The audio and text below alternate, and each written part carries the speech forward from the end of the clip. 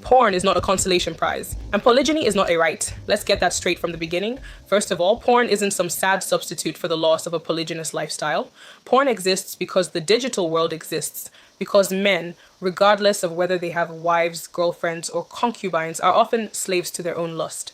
Men watch porn not because they were robbed of concubines, but because they want sex constantly, even when they're not the ones having it. Porn allows them to consume sex as entertainment, as background noise, as fuel for their fantasy. Second, there is no such thing as a right to polygyny. It has existed in some cultures, sure, but it was never universal. And in many places, it's on its way out, for good reason. In societies where it thrived, women had little to no social power because men designed it that way.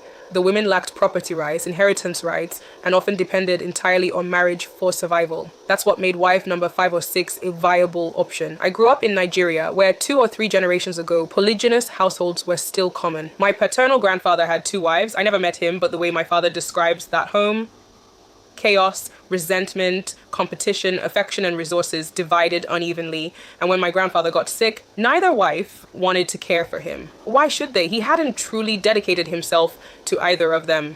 He spread himself thin, emotionally and financially, and that instability trickled down to the children. Polygyny doesn't build legacy, it breeds confusion. You cannot sustain a healthy family dynamic when multiple spouses are vying for the attention, validation, and support of one person. And it only works when women are silenced into submission and social dependency. That's why it's fading. That's why some countries have outlawed it entirely, because it doesn't work. At least not without sacrificing the emotional and social well-being of the women and children involved. So when you say things like, we've been denied our right to polygyny and are soothing with porn instead, what you're really doing is exposing your sex addiction. You're not fantasizing about marriage or legacy or family. You're fantasizing about access. You want unsustainable options. You want constant sex. You want more women than you can meaningfully care for.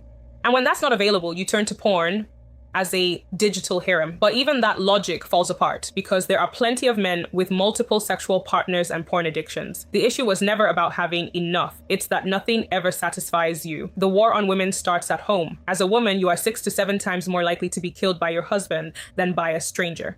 In the US, 1 in 3 women have experienced physical violence by an intimate partner, and every 6 hours, a woman is murdered by her current or former male partner. After marriage, men's mental and physical health improves, but yours as a woman declines. Married women are more likely to be depressed than single women, while the reverse is true for men. And that's not all. Women who date men carry double the domestic workload, even when working full-time. We also do 70 to 80% of the emotional labor, the planning, the nurturing, the reminding, the checking in. To make it worse, marital rape is still legal in nearly 50 countries. And in many parts of the world, the law actively protects men who beat and harm their wives. Everything I've just said is fact, not opinion. Statistically, most heterosexual relationships harm women, not just emotionally, but physically, economically, and existentially. Sure, some women date men and thrive, but for best results, assume it's not you. So when we talk about patriarchy, we're not just talking about policies or politicians, we're talking about your boyfriend, your husband, your situationship, because the relationships we have, especially with men, shape the quality of our lives. And most of those relationships have been designed to harm women and make us shock absorbers for male dysfunction, including you, whether you admit it or not.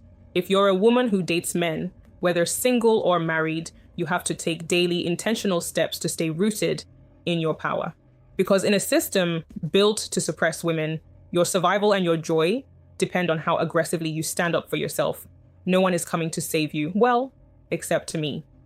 I send out a daily feminist relationship tip to help you date men without dimming yourself. They're short, sharp, and deeply practical. Texts for women who still want love, but refuse to suffer for it.